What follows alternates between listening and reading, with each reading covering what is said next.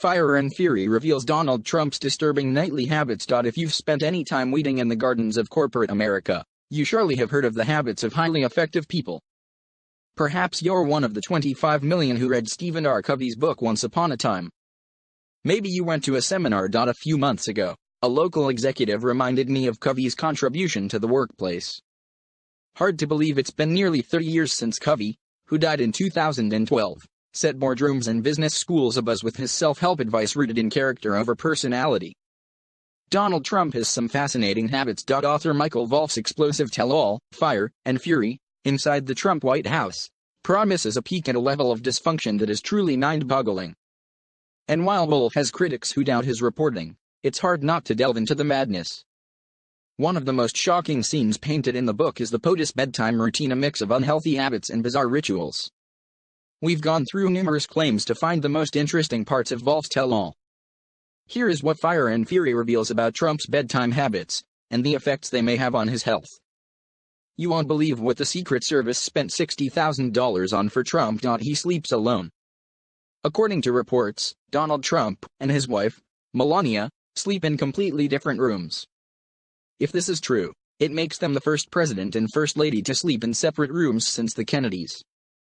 Now, while sleeping away from your spouse can be beneficial in select relationships, it can be very unhealthy for some marriages and create detrimental space in a relationship. He chows down on cheeseburgers in bed. Wolff has been accused of creating scenes that aren't real. But nobody has come forward yet to rebuke one of the most unhealthy claims in his book. Wolff alleges that Trump not only goes to his sleeping chambers alone, but that he takes a cheeseburger with him to eat in bed. It's pretty common knowledge that eating before bed isn't good for you, and a cheeseburger makes it overkill. He has 3 TVs in his bedroom. It is well chronicled in the papers that the POTUS watches quite a bit of television. That behavior apparently keeps him busy right up to bedtime. Wolff reports that Trump has not 1, not 2, but 3 TVs set up for him and his cheeseburger to watch. Keep in mind, watching television too close to going to sleep has been shown to mess up the body's circadian rhythms. So if this TV claim is true, it could explain why Trump is awake and tweeting at 4 a.m. On that note, he hits the sack at 6:30 p.m. That's right. Wolff writes that, if Trump isn't meeting someone for dinner, he's getting ready to hit the high at around 6:30 p.m. Basically, at the time that most Americans are sitting down to dinner, Trump is already getting ready for cheeseburger TV time. This need to go to sleep way too early can be a sign of advanced sleep phase disorder, or even a result of depression. He has locks on his doors. Not only is it lights out at an early hour, but Trump's bedtime also signals his cut-off for being social. The POTUS allegedly has some very extreme locks on his doors. Being that Trump allegedly spends too much time by himself as it is, this adds to the dangers of isolation, which can ultimately result in a shorter lifespan. He makes phone calls to friends before bed. Just because the rest of the White House can't talk to Trump, doesn't mean he doesn't communicate with the outside world. Wolff writes that Trump has a phone in his room that he uses to call friends to complain about anything and everything before he hits the hay. Pre-bedtime phone calls are similar to looking at a computer screen before bed, in that the technology keeps you awake and makes it difficult for the body to wind down and get to sleep. His bedroom is a mess. When the locks come off the door, the housekeepers have strict instructions on what they can and can't touch, including any mess that Trump has made.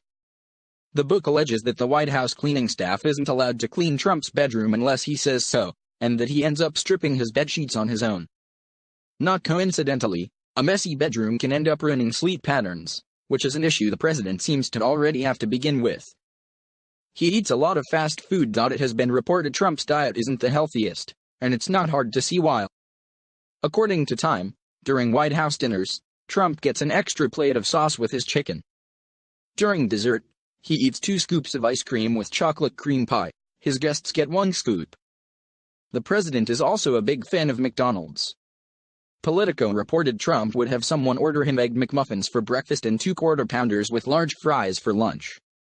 Trump also sang the praises of Burger King and KFC during a CNN Republican presidential town hall meeting.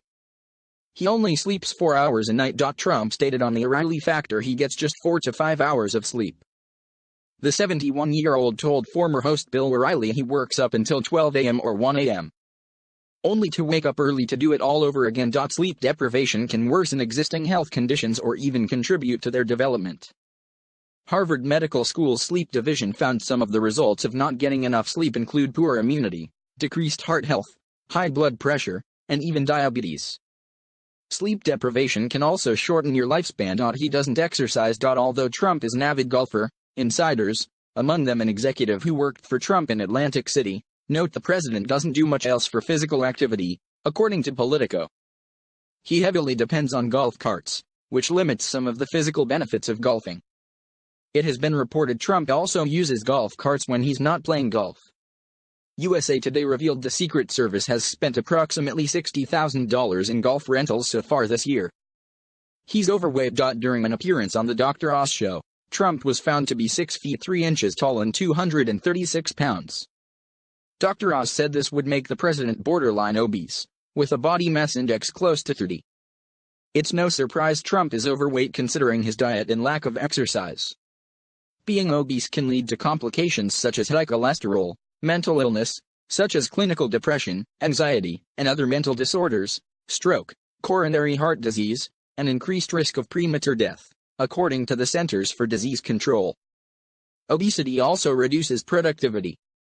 The CDC reports each year as much as $6.38 billion, $132 per obese person, is lost due to obesity-related absenteeism. He's under a lot of stress. Being president of the United States is a stressful job, which adds to Trump's already concerning health profile. Dr. Anupam Jena, a Harvard Medical School healthcare policy professor, notes stress can shorten one's lifespan. In Jena's study on the mortality rates of politicians, it was found their life expectancy was 2.7 years shorter than the runner-up. In addition, world leaders have a 23% greater risk of premature death. He doesn't eat fruit. Fruits and vegetables are a necessary part of a healthy diet. Adding these wonder foods can help reduce one's chances of illness. However, it seems like Trump isn't a fan of fruit, reports CNBC. Greg Valliere, chief global strategist at Horizon Investments, is quoted as saying a Secret Service agent told him the president has terrible eating habits and he has never seen him eat a piece of fruit. He might be in denial about his health. One of the most bizarre health claims Trump has made was on the Dr. Oz show back in 2016. The then presidential nominee told Dr. Oz that he feels the same age as his golf buddy and 6-time Super Bowl champion Tom Brady, who is almost half Trump's age. The 70-year-old candidate went on to say that he sees a 35-year-old when he stares at himself in the mirror. It's highly unlikely that he is in the same shape as a healthy 35-year-old. His tan could be deadly. We all know about the orange glow Trump seems to always have on display, and he doesn't appear to be much of a sunscreen fan, given his penchant for frequenting tanning beds to help maintain his orange skin color. Sadly, tanning opens yourself up to skin cancer. Trump has a big sweet tooth. The POTUS is a big fan of sugary chocolate cake and vanilla ice cream and reportedly gets more scoops than everyone else who dines at the White House. When you add in everything else we know about his health, this really is the cherry on top. To even the most casual observer, our nation's CEO doesn't seem to be a covey kind of guy. In the character vs. personality tussle, Donald J. Trump comes down on the personality side rather decisively. But is it possible for someone to go 0 for 7 on the covey scale? Let's look at the evidence, habit by habit. 1. Be proactive. This means taking responsibility, not blaming external forces. Has anyone encountered a person more reactive than Donald Trump? Virtually everything he says and does smacks of retaliation. 2. Begin with the end in mind. This habit requires imagination, the ability to envision in your mind what you cannot at present see with your eyes, in Covey's view. It's about connecting again with your own uniqueness and then defining the personal, moral, and ethical guidelines within which you can most happily express and fulfill yourself. Trump simply prefers to move the goalposts. 3. Put first things first. Organizing and managing priorities seems anathema to Trump, who loves to revel in the scattershot approach to governance. 4. Think win-win. The win-win practitioner sees life as a cooperative arena, not a competitive one, Covey says.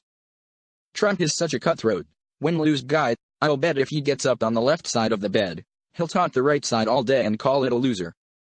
Sad. 5.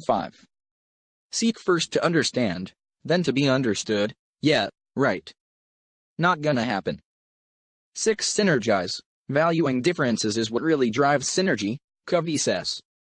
Valuing differences is what really drives Donald Trump crazy.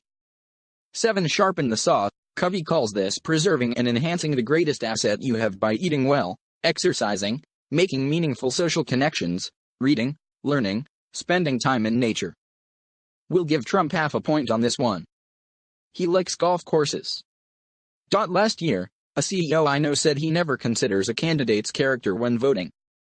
He prefers voting for the candidate who he believes will improve the economy and, by extension, his personal welfare.